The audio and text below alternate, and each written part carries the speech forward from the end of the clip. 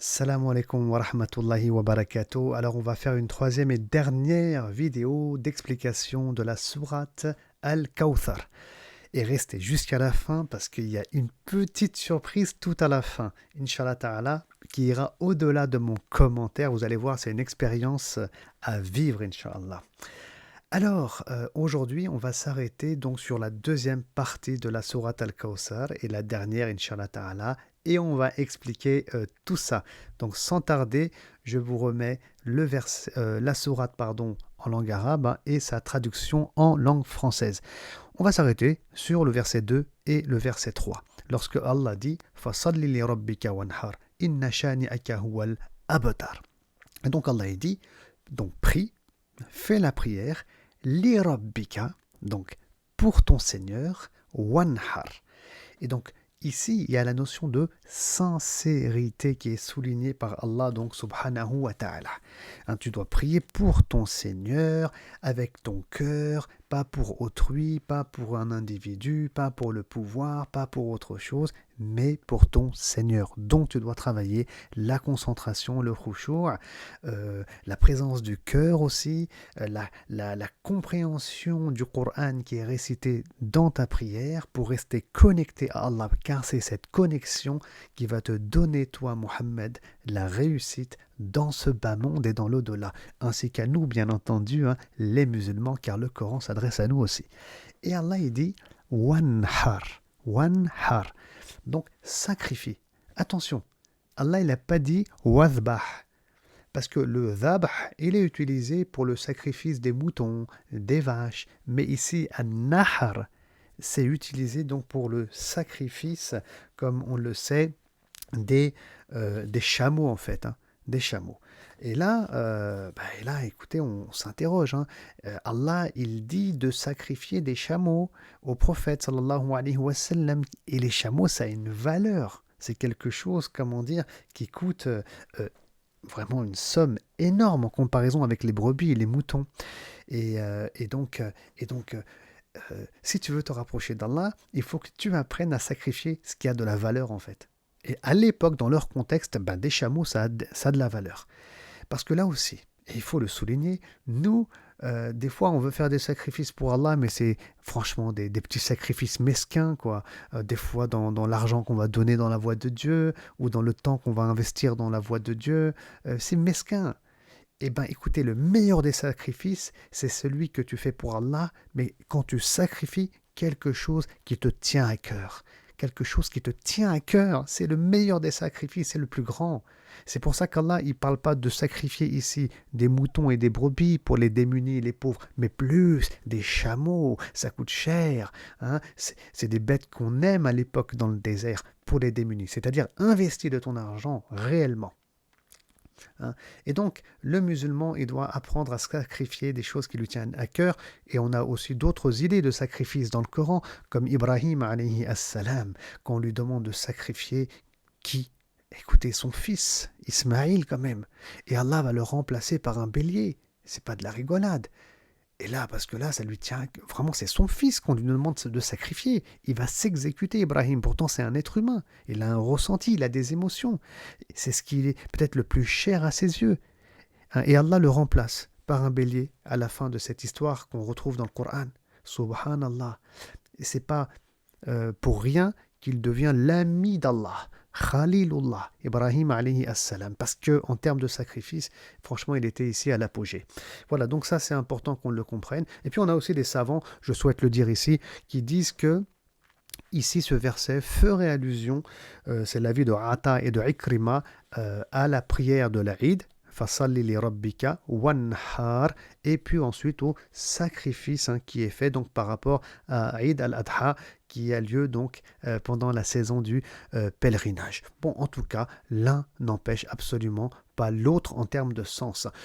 En tout cas, ici, c'est l'impératif qui est utilisé. Si on prend, si on prend ce sens en compte, hein, qu'Allah ici parle de la prière de l'Aïd et du sacrifice hein, lors de l'Aïd, donc Allah dit fasalli, wanhar aussi après. Donc c'est l'impératif, il l'ordonne.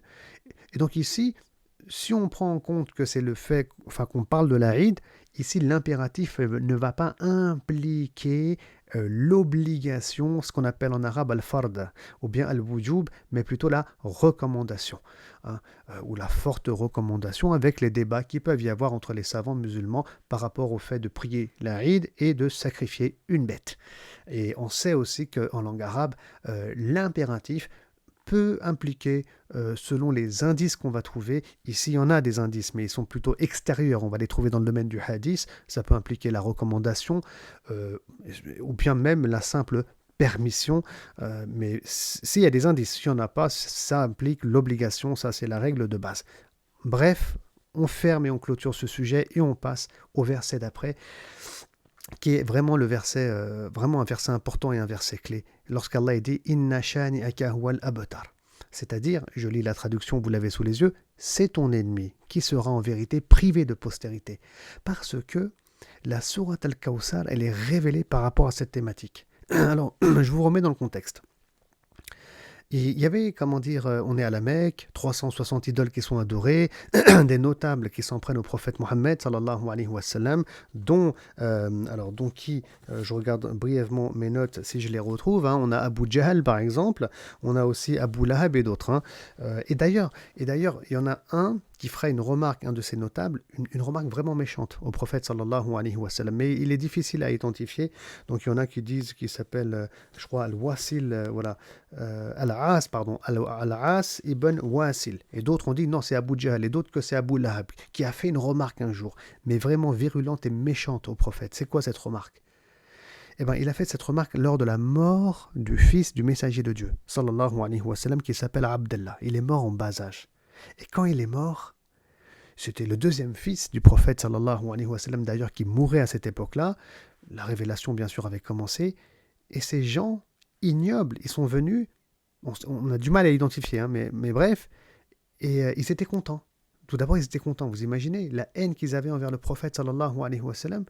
Et ils étaient contents et ils lui ont dit, eh ben, ils ont fait cette remarque, hein, eh ben, du fait que ton fils il est mort, ton message il va s'éteindre. Hein, parce que dans la société tribale de l'époque, c'était le fils qui portait le message de la tribu, hein, après la mort du père. Et donc eux, ils imaginaient que Mohammed il dit n'importe quoi et qu'il parle de Dieu, soi-disant il est un prophète, mais comme ses fils Al-Qasim puis maintenant Abdallah sont morts, personne, hein, ne continuera après la mort de Mohammed à porter son message. Hein. Et bien Allah, qu'est-ce qu'il dit? Il leur dit non. Non, c'est ton ennemi, c'est-à-dire celui qui est en train de s'exprimer, qu'on a du mal à identifier encore une fois, Abu Jahl, Abu Lahab, etc., c'est pas important. C'est ton ennemi qui sera en vérité privé de postérité. C'est-à-dire que c'est plutôt eux, ces idolâtres de la Mecque, avec, comment dire, leur philosophie, qui est très barbare aussi à l'époque, leurs injustices, etc., leurs pensées, leur système qu'ils ont mis en place à la Mecque pour, comment dire, voler les plus faibles et les démunis. Eh bien, c'est tout ça qui va s'écrouler. C'est leur postérité à eux qui disparaîtra, et pas la tienne. Et c'est effectivement ce qui va se passer, car les enfants de Abu Jahl, par exemple, d'Abu Lahab et les autres, embrasseront l'islam. Et tout le monde embrassera effectivement l'islam. Et aujourd'hui, on le voit clairement, il y a des millions et des millions et des millions, je ne saurais dire combien il y en a des musulmans sur la planète. Mais que sont devenus les idolâtres de la Mecque? Ils ont péri, ils ont disparu. Comme le dit ici Allah, je répète, subhanahu wa ta'ala, c'est ton ennemi qui sera en vérité privé de postérité. Donc bien entendu ici, la première chose que j'aimerais, enfin en termes d'enseignement, parce qu'il y a quand même des enseignements ici à tirer, tout d'abord c'est de dire que le prophète Mohammed sallallahu alayhi wa sallam, il a été humilié, ici par exemple, quand même blessé dans son cœur, son fils est mort et on lui parle ainsi. Il a été calomnié aussi, on l'a traité de sorcier, on l'a traité de menteur, on l'a traité de plein de choses à la Mecque. Mais le prophète sallallahu alayhi wa sallam, il en avait que faire. Il en avait que faire, il allait de l'avant, il ne se préoccupait pas de ça, il ne rebondissait pas. Pourquoi? Revenez à la sourate, regardez, qu'est-ce qu'il dit Allah? Inna a'taynaka al-kawthar. On t'a énormément donné, plein de faveurs. J'en ai parlé lors de ma dernière intervention. Le savoir, je veux dire le paradis, le voyage nocturne, on t'a donné plein de choses. Donc prie, fasalli, prie pour ton Seigneur. Wanhar, sacrifie, donne aux plus démunis. Et en gros, les autres, t'en as rien à faire, c'est plus ton problème. Celui qui t'insulte, celui qui te calomnie, celui qui t'attaque, celui qui veut du mal pour toi, celui qui se moque de toi parce que ton fils est mort et qui se permet de dire que comme tu n'as plus de descendance, ton message va s'éteindre, ne rentre pas dans ses propos, ne lui réponds même pas, ne lui prête pas d'attention, car c'est nous, c'est-à-dire Allah, qui s'en occupe. 2. Quant à toi, on te demande pas de rebondir, mais de prier pour ton Seigneur, wanhar, de sacrifier, d'être dans le bien, de développer la relation à Dieu qui est verticale et de développer la relation horizontale. Si tu veux que Allah te donne en échange, si tu veux qu'Allah te donne en échange, si tu agis de la sorte, Allah il interviendra dans ta vie. Et c'est ce qu'il dit ici Allah subhanahu wa ta'ala au prophète Mohammed sallallahu alayhi wa sallam et à nous indirectement. C'est pour ça que aujourd'hui encore, quand on voit des gens qui insultent le prophète sallallahu alayhi wa sallam, qui attaquent le messager de Dieu, qui le calomnient, qui disent que de toute façon l'islam va disparaître parce que c'est n'importe quoi comme religion, c'est une religion de barbares, c'est une religion de ceci et de cela, cessons de rebondir. C'est une perte de temps. Mais prions notre Seigneur ici, Allah subhanahu wa ta'ala avec sincérité. Nourrissons les plus démunis et les plus pauvres. Travaillons cette relation horizontale avec toutes les créatures d'Allah subhanahu wa ta'ala. C'est ça qui nous est demandé pour que Allah nous vienne en aide et Allah est capable de gérer tous ces individus qui veulent du mal à l'islam, aux messagers de Dieu et à nous-mêmes. Et ça, c'est une question de foi. C'est ce qu'il a fait ici, le prophète sallallahu alayhi wa sallam, et il a réussi. Et il a réussi. Ce qu'on lui demande, c'est de patienter, et c'est ce qu'il fera. C'est de remercier son Seigneur, et c'est ce qu'il fera, sallallahu alayhi wa sallam. Allah va lui donner la réussite. Il y aura la prise de la Mecque, il y aura les Médinois qui vont embrasser l'islam, et c'est Huwa al-Abtar, effectivement, les Abu Jahl, tous ces gens qui ont fait du mal au prophète, donc sallallahu alayhi wa sallam, qui l'ont combattu avec les armes, c'est eux qui ont disparu. Allah subhanahu wa ta'ala, il dit dans le Coran, je vais lire, il faut que vous compreniez ça, le verset 26 de la sourate 3. Allah dit, dis, ô mon Seigneur, souverain suprême, tu donnes le pouvoir à qui tu veux et tu abaisses qui tu veux. Tu honores qui tu veux et tu abaisses qui tu veux. Tu détiens le bien et ta puissance n'a point de limite. Et donc dans ce verset, Allah dit que c'est lui Allah. Yu'izzu man yasha wa yudhillu man yasha. Il honore qui il veut. Et il a honoré ici le prophète sallallahu alayhi wa sallam et va honorer les croyants, Allah subhanahu wa ta'ala, qui prient sincèrement pour lui et qui entretiennent une bonne relation avec l'humanité. Allah subhanahu wa ta'ala, il va les honorer dans ce monde et dans l'au-delà. Et il honore qui veut Allah, selon ses règles à lui. Et il abaisse et il humilie qui il veut. Ces gens comme Abu Jahl, qui ont fait du mal au prophète sallallahu alayhi wa sallam, qui faisaient leur mal comme ça devant le messager de Dieu, qu'est-ce qu'ils sont devenus? Abu Jahl, ce tyran, le pharaon de cette communauté, qui traitait mal les démunis. Il s'est retrouvé à Badr, il était gravement blessé en train de mourir, il sera tué par Abdallah ibn Mas'ud lors du combat, lors de la bataille de Badr.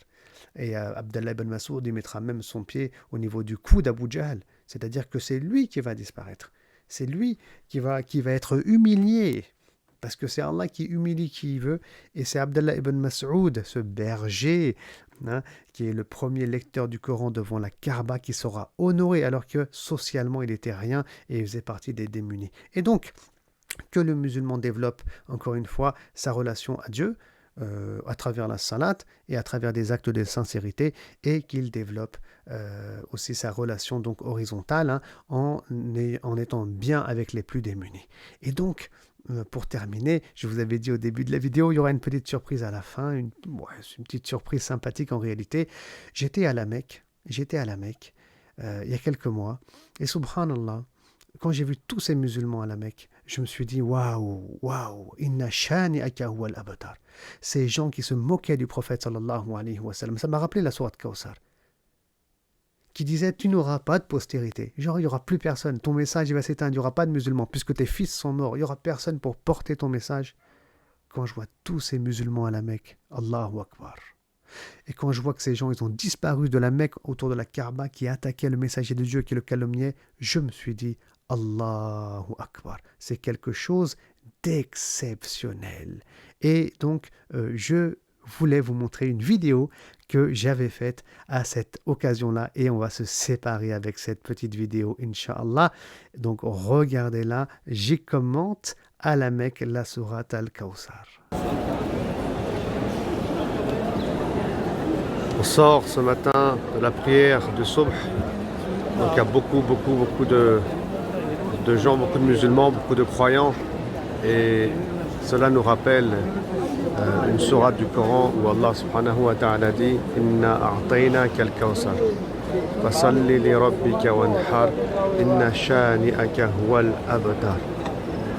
C'est un verset qui nous rappelle lorsque, pour revenir sur le contexte de la révélation, où des idolâtres à la Mecque, ici même, comme Abu Jahl, Umayya et d'autres, se moquaient du prophète Mohammed sallallahu alayhi wa sallam en disant que tes fils sont morts.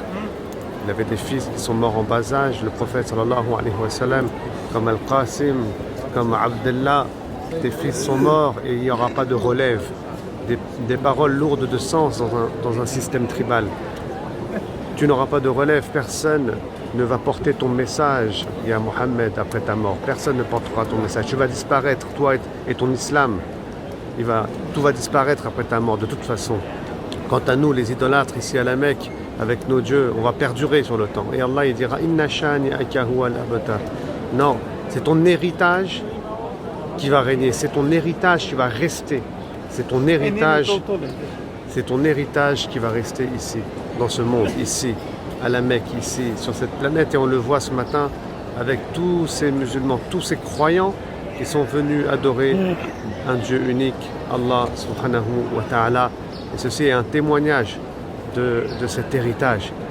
Et certes, Allah a dit vrai lorsqu'il a annoncé cette nouvelle au prophète Mohammed sallallahu alayhi wa sallam, qui lui, seul, devant cette même Kaaba, priait, il se prosternait devant Allah comme Allah lui avait demandé, et il nous montrait par là que c'est à travers la prosternation, le fait de se rapprocher d'Allah subhanahu wa ta'ala et de l'adorer, que l'aide d'Allah vient, qu'Allah y vient, qu'Allah subhanahu wa ta'ala accepte nos prières.